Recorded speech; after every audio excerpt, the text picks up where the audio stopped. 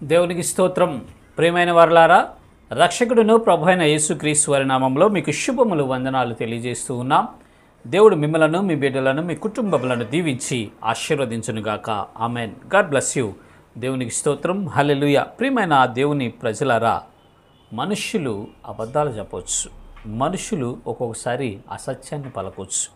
వారు పుట్టిన దగ్గర నుంచి చనిపోయే వరకు ఏదో ఒక సమయంలో అసత్యం ఆడతారు, అబద్ధాలు చెప్తారు. అయితే దేవుడు చెప్తే అది సత్యం. ఆయన ఎన్నడూ సత్యమే మాట్లాడతాడు, ఎన్నడూ అబద్ధం ఆడడు. ఆయన మాట సత్యము, ఆయన వాక్కు సత్యము, ఆయనే సత్యమై ఉన్నాడు. ఆ మాటలే భక్తుడు మనకు తెలియజేస్తున్నాడు. చూద్దాము. 2వ సమూయేలు గ్రంథము 7వ అధ్యాయము 28వ వచనము చివరి లైన్ మనం చూసినట్లయితే ఈ రీతిగా రాయబడి ఉంది అక్కడ. నీవు దేవుడవు గనక నీ మాట సత్యము. దేవునికి స్తోత్రం. హల్లెలూయా.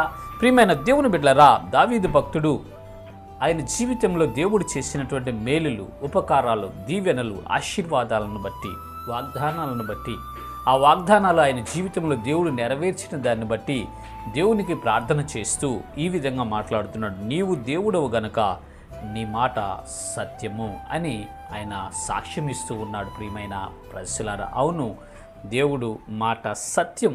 ఏంటి ఆ మాట, ఏంటి ఆ వాక్కు అని మనం ఒకసారి ఆలోచిస్తే, ఆది యందు వాక్యం ఉండెను, వాక్యము దేవుని వద్ద ఉండెను, ఆ వాక్యము దేవుడై ఉండెను, ఆ వాక్యము శరీరధారి అయి కృపాసత్య సంపూర్ణుడిగా మన మధ్య నివసించాడు. యేసుక్రీస్తు వారే ఆయన వాక్కండి, ఆయన మాట. యేసయ్యే సత్యం, యేసయ్యే మార్గం, యేసయ్యే జీవం. ఆయన మాటలో ఆయన ఇచ్చినటువంటి వాగ్దానాలన్నీ సత్యములే. ఈ పరిశుద్ధ గ్రంథంలో అనేకమైన వాగ్దానాలు మానవాళి కొరకు చేశాడండి.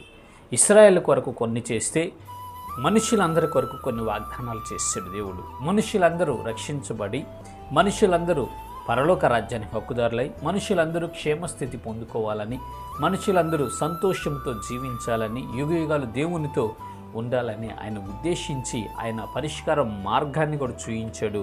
అనేకమైనటువంటి వాగ్దానాలు చేశాడు.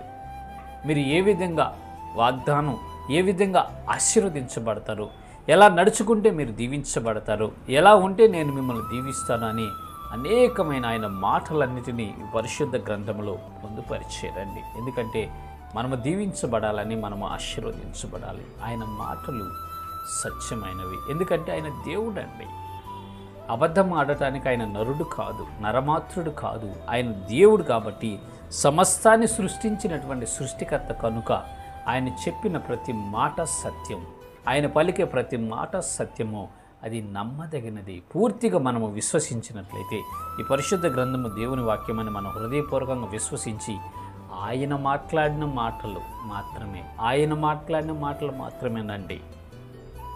ఈ పరిశుద్ధ గ్రంథంలో భక్తుల జీవిత చరిత్రలు, హిస్టరీ రాయించుకొచ్చాడు దేవుడు.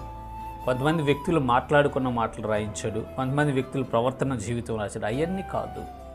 ఈ పరిశుద్ధ గ్రంథంలో ఎస్పెషల్లీ దేవుడు కొన్ని మాటలు మాట్లాడాడు, దేవుడు కొన్ని వాగ్దానాలు చేశాడు, దేవుడు కొన్ని ఆశీర్వాదాలు ఇచ్చాడు. అవి మాత్రమే సత్యంగా మనం తీసుకోవాలి. అవి మాత్రమే మనకి ప్రామాణికంగా తీసుకొని వాటిని మనము నమ్మి అనుసరించి ముందుకు వెళ్ళాలి. అంతేగాని భక్తులు వేరే వాళ్ళతో మాట్లాడుతున్నప్పుడు వారి జీవితంలో జరిగిన లోపాలు, వాటిని ద్వారా మనం పాఠాలు నేర్చుకోవాలి. అందుకొరకు రాయించాడండి.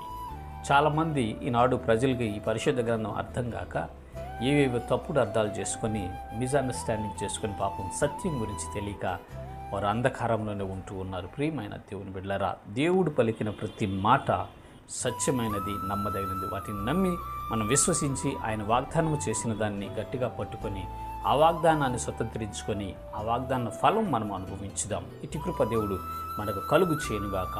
ఆమేన్. God bless you. దేవునికి స్తోత్రం. హల్లెలూయా.